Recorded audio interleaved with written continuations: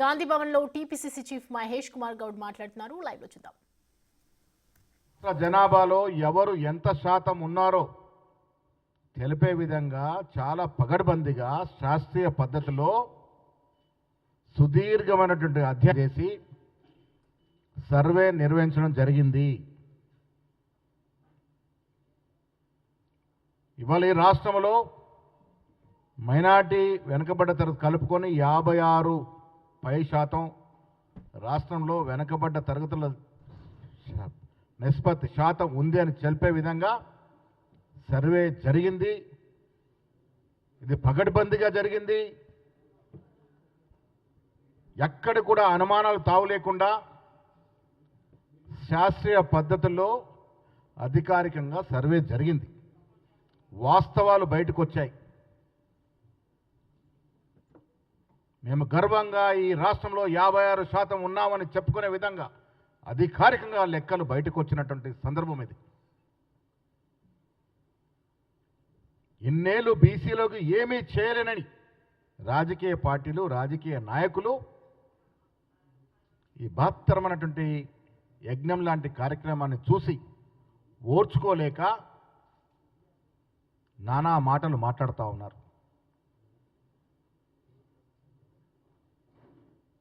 BC సంఘాల వారిని తప్పుదో పట్టిస్తూ ఉన్నారు. నేను మీ ద్వారా ఈ అవాస్తవాల్ని ప్రచారంలోకి తీసుకున్నటువంటి నాయకులకి ప్రశ్నిస్తూ ఉన్నాను. ఏ ఆధారంగా మీరు మాట్లాడుతూ ఉన్నారు? ఇప్పటి వరకు సర్వేనే జరగలే ఈ రాష్ట్ర జనాభా విషయంలో.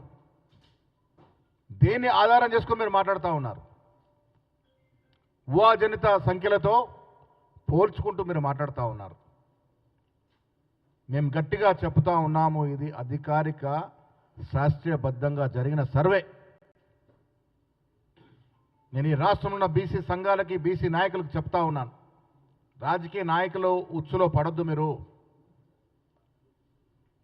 ఇది మొదటిసారిగా కాంగ్రెస్ పార్టీ సాహసోపేతంగా తీసుకున్న నిర్ణయం ఇది.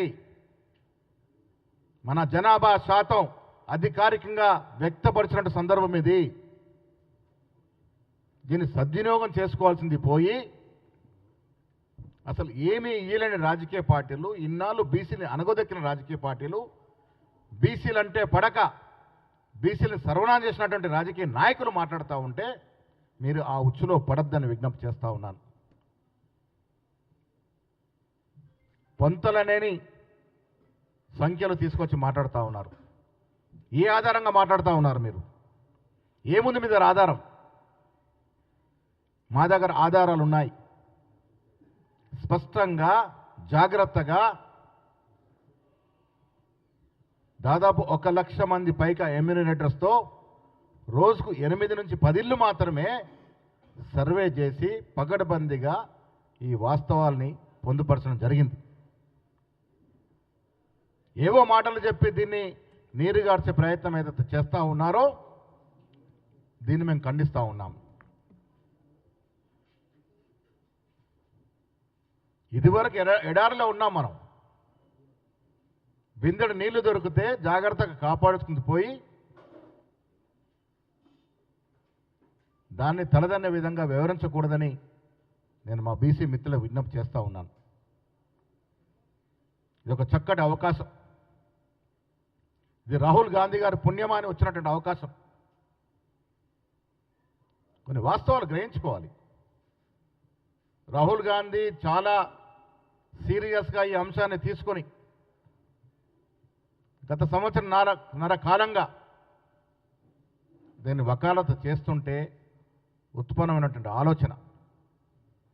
ఇలా అగ్రవర్ణానికి చెందిన ఒక ముఖ్యమంత్రి రాష్ట్రంలో రాహుల్ గాంధీ గారి ఆదేశాన్ని పాటిస్తూ పకడ్బందీగా దాన్ని సర్వే రూపంలో తీసుకురావడం జరిగింది. ఇవాళ ప్రతి బీసీ బిడ్డ దీన్ని స్వాగతించాలి, ఆహ్వానించాలి. తప్పుడు మాటలతో తప్పుదో పట్టించే ప్రయత్నం ఏదైతే ప్రతిపక్షాలు చేస్తూ ఉన్నాయో వారికి మీ ద్వారా నేను సవాలు విసురుతూ ఉన్నాను. మీ దగ్గరున్న ఆధారం ఏమిటి? అసలు లెక్క ఏంటి మీ దగ్గర ఉన్నది? మేము పగడ్బందీ చేసిన లెక్కని ఎలా మీరు కాదంటారు? ఎందుకు తప్పుదో పట్టిస్తూ ఉన్నారు? గత 10 ఏళ్ల బీఆర్ఎస్ కాలంలో బీసీలకు ఏం మెరగబెట్టారు? ఇవాళ మాట్లాడుతున్నటువంటి బీఆర్ఎస్ నాయకులు ఏ పదవులు ఇచ్చారు? ఎన్ని పదవులు ఇచ్చారు బీసీలకి? స్థానిక సంస్థల్లో 33% రిజర్వేషన్ తగ్గించిన ఘనత మీది కాదా? అన్ని అబద్ధాలు చెప్పి 10 ఏళ్ళు పాపం గడుపుకున్నారు. మైనార్టీలకు రిజర్వేషన్ అన్నారు, ఎస్టీలకు రిజర్వేషన్ అన్నారు. ఎక్కడ చేయగలిగినారు? అబద్ధపు మాటలతో 10 ఏళ్ళు కాలయాపన చేసి బీసీలని అడుగడుగున అనగదొక్కినటువంటి బీఆర్ఎస్ నాయకులకు కానీ, అగ్రవర్ణాల పార్టీగా చెప్పుకునే బీజేపీ నాయకులకు కానీ ఇలా కాంగ్రెస్ తీసుకొచ్చినట్టు ఇంత గొప్ప నిర్ణయాన్ని, ఈ నిర్ణయం మీద మాట్లాడే హక్కు మీకు లేదనే మాట ఈ సందర్భంగా నేను మనవి చేస్తా ఉన్నాను. చాలామంది బీసీ నాయకులు, బీసీ సంఘాలు ఏళ్ల తరబడి ఎదురు చూస్తున్నటువంటి అంశం ఇది. మా పూర్వ బీసీ నాయకులు, కాంగ్రెస్ నాయకులు చాలామంది పోరాడినటువంటి అంశం ఇది. ఇన్నేళ్లకి ఇలా మోక్షం దొరికింది. 56% పైగా మేము ఉన్నామని అధికారికంగా గర్వంగా చెప్పుకునేటువంటి అవకాశం ఇలా కాంగ్రెస్ ప్రభుత్వం మనకిచ్చింది. దీన్ని సద్వినియోగం చేసుకుందాం మిత్రులారా. తప్పుడు మాటలకి తలొగ్గి లేనిపోని అంశాలకు వెళ్ళి ఈ మంచి కార్యక్రమాన్ని, బృహత్తరమైన కార్యక్రమాన్ని నీళ్లు జల్లుకునే ప్రయత్నం చేయకూడదు. నేను బీసీ సంఘాల నాయకులకి, బీసీ బిడ్డలకి విజ్ఞప్తి చేస్తా ఉన్నాను. ఆధారం లేకుండా అభియోగాలు మోపే నాయకుల బుట్టలో పడకూడదు. ఇది పకడ్బందీగా జరిగిన సర్వే. ఎవరు కూడా దురుద్దేశపూర్వకంగా ఏదో చేశారని చెప్పుకోవడానికి ఆస్కారం లేనటువంటి అంశం ఇది. దీన్ని స్వాగతిద్దాం. ఇంత గొప్ప కార్యక్రమాన్ని చేసినటువంటి కాంగ్రెస్ పార్టీ, ముఖ్యమంత్రి వారి సహచరులను అభినందిద్దాం. ఈ ఫలాల్ని భవిష్యత్తులో పొందే ప్రయత్నం చేద్దాం. ఇలా బీజేపీ గొప్పగా చెప్పుకున్నటువంటి పార్టీ, ఓబీసీ నాయకుడే ప్రధానమంత్రిగా ఉండడం చెప్పుకున్నటువంటి పార్టీ, మీరు రేపు జరపబోయే కుల సర్వేలో, సెన్సస్లో బీసీ అంశాన్ని చేస్తామని ఎందుకు చెప్పట్లేదు? ఎందుకు చేయకూడదు? ఏ రకంగా అయితే కాంగ్రెస్ ప్రభుత్వం ఎన్నికల ముందు ఇచ్చిన హామీలో భాగంగా ఈ రాష్ట్రంలో కుల సర్వే చేసి నిబద్ధత చాటుకుందో, నిజంగా మీకు బీసీల ప్రేమ ఉంటే, బీసీల ప్రేమ ఉంటే, మీ ముఖ్యమంత్రి, మీ ప్రధానమంత్రి నిజంగా బీసీ మీద ప్రేమ ఉంటే ఎందుకు కాన్స్టిట్యూన్సీలో కులం చేర్చరనే మాటని ఈ సందర్భంగా అడుగుతా ఉన్నాం. ఆనాడు ఇందిరాగాంధీ మొదలుకొని ఇవాళ రాహుల్ గాంధీ వరకు ఈ దేశంలో అణగారిన వర్గాల వారికి, బీద ప్రజానికానికి చేయూతనిచ్చింది కాంగ్రెస్ పార్టీయే. భవిష్యత్తులో మన ఆదుకున్నది కూడా కాంగ్రెస్ పార్టీ అనే మాట ఈ సందర్భంగా మీకు మనవి చేస్తా ఉన్నాను. బీసీ సోదరులకి ఇలా చాలా అంశాలు మేము అసెంబ్లీలో జరిగినప్పుడు సుల్తానియా గారు దీనికి మోడరేట్గా ఉన్నారు. పవర్ పాయింట్ ప్రజెంటేషన్ ఇచ్చినప్పుడు మాకు కూడా కొన్ని అంశాలు అనుమానాలు ఉంటే అనుమానాలు నివృత్తి చేసుకున్నాం. వాస్తవాలు, అనుమానాలు తెలుసుకున్నాం. ఎంత పగడబందిగా ఈ సర్వే జరిగిందో, ఎక్కడ కూడా అమరికలు లేకుండా ఈ సర్వే జరిగిన తీరును తెలుసుకున్నాం. అందుకే ఇంత గట్టిగా మాట్లాడగలుగుతా ఉన్నాం. ఎక్కడ కూడా లోటుపాట్లకు తావు లేకుండా పరిపూర్ణంగా సరైన పరిజ్ఞానంతో శాస్త్రీయబద్ధంగా పకడ్బందీగా ఈ ప్రభుత్వం ఈ సర్వేని చేపట్టింది. ఒకటి అరా ఎక్కడన్నా లొసుకులు ఉంటే కూడా సరిదిద్దుకోవడానికి సిద్ధంగా ఉంది. అందుకే నేను మా బీసీ సంఘాల వారికి, బీసీ బిడ్డలకి, సోదరి మనందరికీ విజ్ఞప్తి చేస్తా ఉన్నాను. ఇన్నేళ్ళు ఏమీ చేయని నాయకులు, వస్తలేదా సౌండ్? ఇన్నేళ్ళుగా ఏమీ చేయలేని నాయకులు, ఏమీ చేయలేని రాజకీయ పార్టీల యొక్క ఉచ్చులో పడొద్దు. ఇవాళ రిజర్వేషన్ ఇవ్వడం వల్ల చాలామంది కడుపు నొప్పుతో ఉన్నారు. బీసీల మీద కుట్రలు, కుయంత్రాలు చేసిన నాయకులకి ఇది ఇమ్మడట్లేదు, పడట్లేదు. ఇంత గొప్ప కార్యక్రమం పట్ల వారు బాధతో ఉన్నారు కాబట్టే మన్ను ఉసుగొల్పే ప్రయత్నం చేస్తూ ఉన్నారు. తద్వారా ఇంత గొప్ప కార్యక్రమం మీద నీళ్లు జల్లే ప్రయత్నం చేస్తూ ఉన్నారు. అలాంటి ఉచ్చులో ఊబులో పడకూడదని నేను మీ ద్వారా మా మిత్రులకు విజ్ఞప్తి చేస్తూ ఉన్నాను.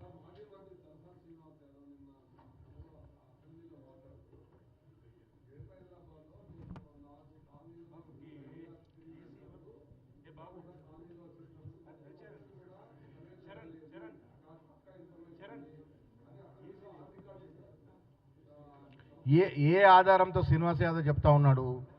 ఇప్పుడు మా మంత్రి గారు కూడా గతంలో చెప్పారు, ఈ 3.1% ఎక్కడైతే సర్వే జరగని ఇల్లున్నాయో దాంట్లో మెజారిటీ ఇల్లు హైదరాబాద్లో ఉన్నాయి. ఇది వాస్తవం, దీనేం దాపరికం లేదు. ఆ 3.1% అంటే దాదాపు కొన్ని లక్షల ఇల్లు ఏవైతే ఉన్నాయో అవి హైదరాబాద్లో ఉన్నాయి. కొన్ని ఉద్దేశపూర్వకం కొంత చేయలేదు. ఇలా కేసీఆర్, కేటీఆర్, హరీష్ రావు వివరాలు ఇవ్వలేదు. కవిత గారు మాత్రమే ఇచ్చినట్టు మాకు సమాచారం. అట్లా చెబుతూ పోతే చాలా ఇల్లు ఇవ్వలేదు. శ్రీనివాస్ యాదవ్ గారు ఇచ్చినారో ఇవ్వరో తెలియలేదు. సో నేనేమంటున్నానంటే వీలైనంత వరకు దాదాపు 95 నుంచి 96% సర్వే చాలా సఫలంగా జరిగింది. 1, 2, 3% ప్రతి చోట లొసుకులు ఉంటాయి. వాటిని కూడా సరిదిద్దుకునే ప్రయత్నం చేస్తూ ఉన్నాం. నిన్న అసెంబ్లీలో ముఖ్యమంత్రి గారు చెప్పారు, ఎవరైతే వివరాలు ఇవ్వలేదో క్రమశిక్షణ తప్పినప్పుడు ఏం చేయాలో కమిషన్ కమిటీ చూసుకుంటుంది.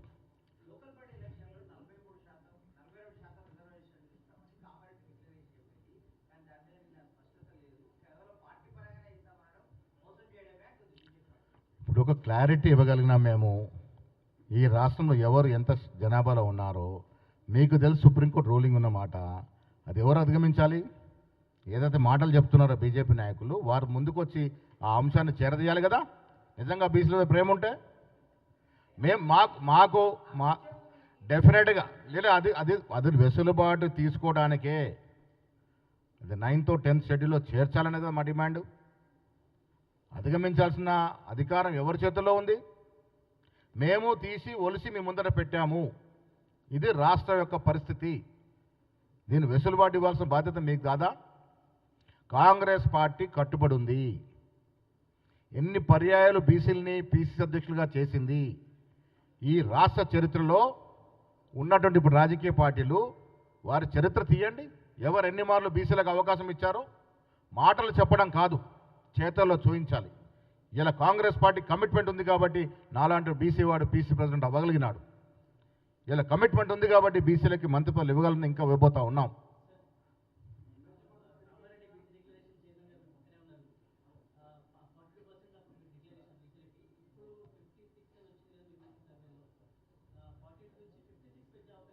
డెఫినెట్గా పెంచాలనే తపన, పెంచాలనే ఆలోచనతోనే ఈ సర్వే జరిగింది.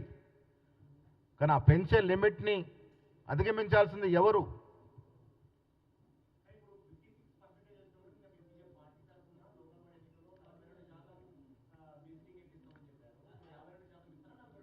డెఫినెట్గా 42% ఈ సర్వే రానప్పుడు చెప్పినారు. దాన్ని పెంచే ప్రయత్నం అడుగడుగునా జరుగుతుంది. అది అధికారికంగా మేము దాన్ని ఆచరణలోకి తీసుకురావాలంటే అడ్డంకులు తొలగించాలి. అడ్డంకులు తొలగించేటటువంటి సత్తా, ధైర్యం కేంద్ర ప్రభుత్వం బీజేపీ చేతుల్లో ఉంది. ఆ దశగా ప్రయత్నం చేయాలి.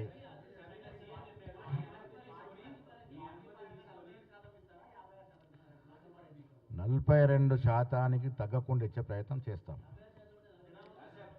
ఇంకా కూడా ప్రయత్నం చేస్తూ ఉన్నాం. వెసులుబాటు తీసుకొని ఎంత వీలైతే అంత చేయగలుగుతాం. మేమే చేయగలుగుతాం, కాంగ్రెస్ పార్టీ చేయగలుగుతుంది. అది ఎవరికంతో వారికంతా రావాలని కాంగ్రెస్ నినాదము.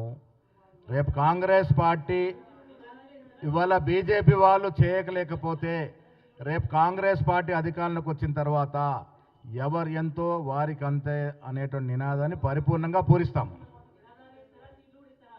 సీట్లు కూడా ఇస్తాము.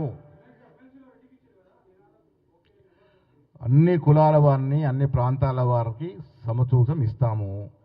ఎమ్మెల్సీ రెడ్డికి ఇచ్చినంత మాత్రాన బీసీని పక్కన పెట్టింది కాదు. ఇంకా చాలా ఎమ్మెల్సీ సీట్లు ఉన్నాయి, ఇంకా చాలా కార్పొరేషన్లు ఉన్నాయి. అక్కడ ఉన్నటువంటి పరిస్థితుల్లో ఎవరైతే ప్రజల ఆదరణ నుండి గెలవగలుగుతారో మా గెలుపు కూడా ధ్యేయం కాబట్టి అక్కడ రెడ్డిని చూస్ చేయడం జరిగింది. ఇంకా చాలా సీట్లు ఉన్నాయి, అందరినీ సర్దుబాటు చేస్తాం. One by one. ఎస్ ఎస్ 100% పీసీసీ కమిటీలో 50 నుంచి 60% మించి ఎస్సీ ఎస్సీ బీసీ మైనార్టీలు ఉంటారు.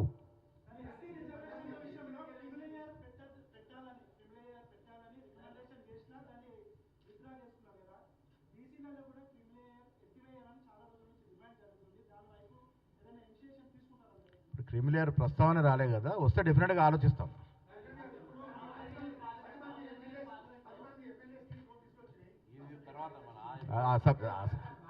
దట్ లీగల్గా టెక్నికల్గా వాళ్ళు ఏం మాట్లాడినా ఆ అంశాల్లో లీగల్ టీం పరిశీలిస్తూ ఉంది. సరైన టైంలో లీగల్ టీం దానికి జవాబులు చెప్తుంది. లాస్ట్ క్వశ్చన్ ప్రభాకర్ గారు మాట్లాడాలి.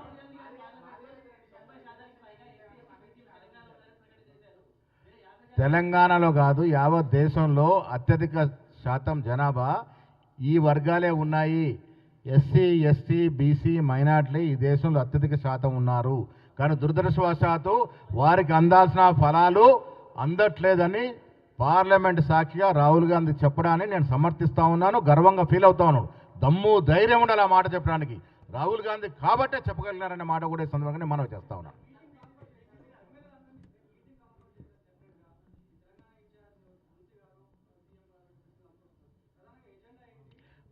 మేము అందరం కూడా ఎమ్మెల్యేని పిలిచి రానున్న స్థానిక సంస్థల్లో తీసుకోవాల్సినటువంటి జాగ్రత్తలు, తీసుకోవాల్సినటువంటి సూచనలు, దాంతోపాటు పార్టీ నిర్మాణం గ్రామ స్థాయి నుంచి హైదరాబాద్ స్థాయి వరకు రేపు పార్టీ నిర్మాణం జరగబోతుంది కాబట్టి వారి సలహాలు సూచనలు కూడా తీసుకుంటాం. అన్నిటికీ మించి స్థానిక సంస్థల్లో గెలిపే ధ్యేయంగా తీసుకోవాల్సినటువంటి చర్యలు, ఇవ్వాల్సిన సూచనలు రేపిస్తాం.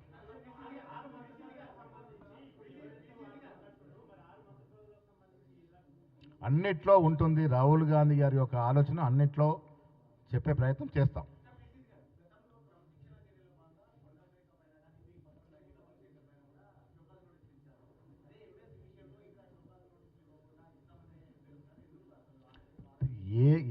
ఏ విషయమైనా ఒకటి, మాకు కాంగ్రెస్ పార్టీలో గొప్పతనం ఏంటంటే ప్రతిదీ కూడా అన్ని కోణాల నుంచి పరిశీలించి వాస్తవాలు తెలుసుకొని దాని మీద యాక్ట్ చేస్తాం. వాస్తవాలు తెలుసుకోవడానికి కొంత సమయం పడుతుంది.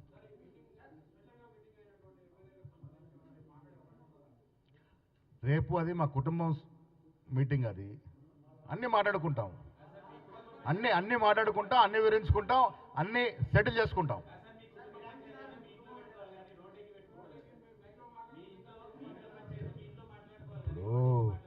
మాకున్న స్వేచ్ఛ మీకుందా అండి? మా పార్టీలో ఉన్న స్వేచ్ఛ, మా ఇంత గొప్ప పార్టీ, యావత్ ప్రపంచంలో కాంగ్రెస్ పార్టీలో ఉన్నటువంటి ప్రజాస్వామిక స్వేచ్ఛ ఈ దేశంలో ఏ పార్టీలో లేదని ఎవరన్నారు? ప్రముఖ కమ్యూనిస్ట్ పార్టీ జాతీయ నాయకుడు బర్నాలా గారు, సుర్జిత్ గారు అన్నమాట.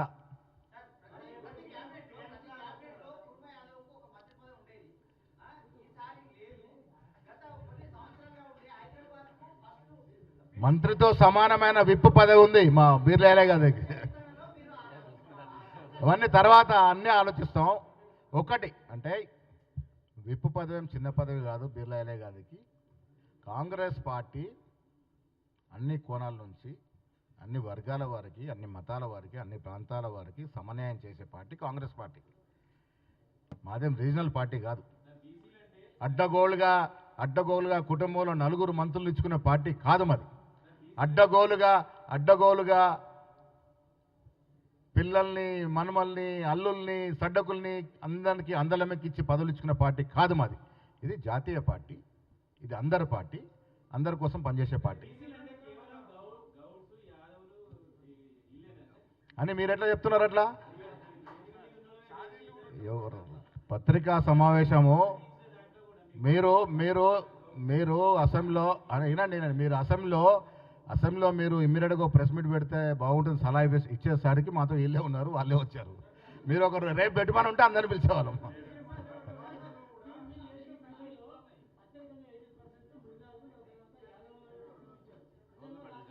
ఇంకా సర్వే బయటకు రాలేదు, వచ్చిన తర్వాత వాస్తవాలు బయటకు వస్తాయి.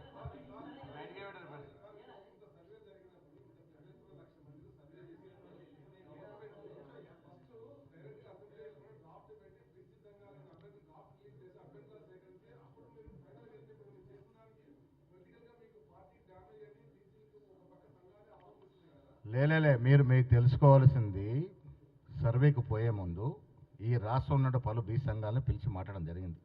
వారు సూచనలు తీసుకోవడం జరిగింది. వారు చెప్పే విషయాలు కూడా చాలా అంశాలను పరిగణన తీసుకోవడం జరిగింది. మీరు 57 అంశాల నుంచి 75 ఇన్పుట్స్ వరకు ఎలా పోయింది? బీసీ సంఘాలు, బీసీ మేధావులు ఇచ్చినటువంటి సలహా సూచనల మేరకు పొడిగించడం జరిగింది.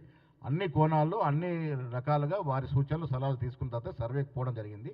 ప్రభుత్వ పరంగా సర్వే నిష్పక్షపాతంగా, నిజాయితీగా, పకడ్బందీగా జరిగింది. దాంట్లో ఏం అనుమానం లేవు. ఇలా ఎవరైతే అనుమానాలు లేవనెత్తున్నారో వారికి మీ ద్వారా సూటిగా అడుగుతా ఉన్నాను, ఈ ఆధారంగా మీరు అనుమానాలు లేవనెత్తుతున్నారు? మీరు సకల జనుల సర్వే అంటారు, అదేమైనా టేబుల్ చేసిందా? అదేమైనా దానికి ఏమైనా శాంటిటీ ఉందా? కొన్ని దానిలో ఫిగర్స్ పోల్చినప్పుడు ఏమైనా తగ్గిందా? నిజంగా సర్వే మీరు చేసి ఉండి అదే పరిమాణికం అనుకుంటే కూడా దాంట్లో చూపించినటువంటి అగ్రవర్ణాల సంఖ్య కన్నా ఇవాళ మేము చూసిన అగ్రవర్ణాల సంఖ్య చాలా తక్కువ ఉంది.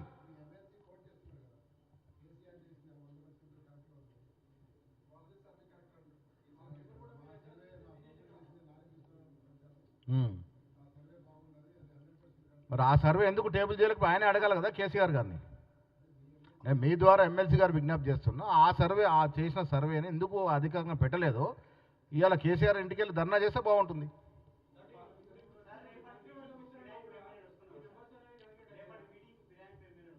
రేపు చూస్తారు కదా ఎవరెవరు వస్తారో, ఎంత రేపు తెలుస్తుంది మీకు, రేపు తెలుస్తుంది మీకు. ఏంటండి? రాహుల్ గాంధీ గారి ఆలోచన ప్రకారమే ఈ రాష్ట్రంలో ఇంత గొప్ప మహత్ భాగ్యమైనట్టు యజ్ఞం జరిగింది.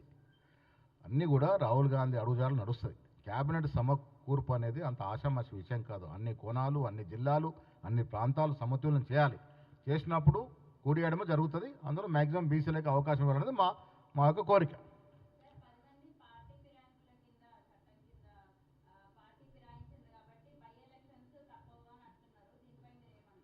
ఎంత కూడా లీగల్ అన్నా ఆమె చూస్తుందమ్మా. వాళ్ళు వచ్చినప్పుడు బై ఎలక్షన్ తప్పు అని కొందరు, అసలు బై ఎలక్షన్ రావే అని కొందరు. ఇదంతా కూడా తుది నిర్ణయం ఎప్పుడవుతుంది? ఫైనల్గా కోర్టు డెసిషన్ ఇచ్చినప్పుడు. కోర్టు డెసిషన్ ఇచ్చే వరకు వెయిట్ చేద్దాం. ఏది వెళ్ళినా లీగల్గా అంతిమ నిర్ణయం వచ్చే వరకు మనమేం కామెంట్ చేయడం లేదు. అంతిమ నిర్ణయం వచ్చిన తర్వాత పార్టీ సరైన నిర్ణయం తీసుకుంటాం.